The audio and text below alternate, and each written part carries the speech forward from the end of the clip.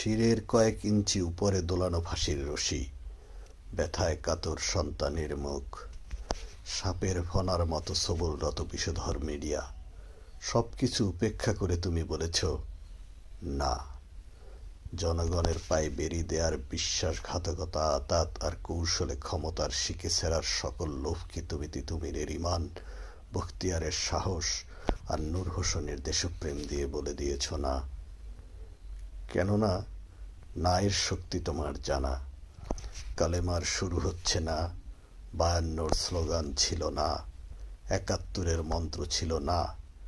নায়ের শক্তি বলেই তুমি তাড়িয়েছিলে সিন্দাবাদের বুড়ো শয়তানের মতো বাংলাদেশের কাঁধে জেঁকে বসা বেহায়া স্বৈরাচার।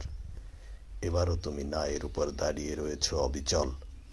দেখবে সব বেঈমান পালিয়ে যাবে।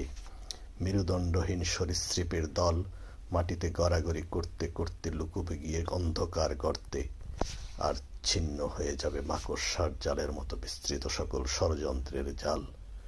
জেনে রেখো, সাহসীর বীরত্ব গাথাই গড়ে দিয়েছে চিরন্তন বাংলাদেশের ইতিহাস।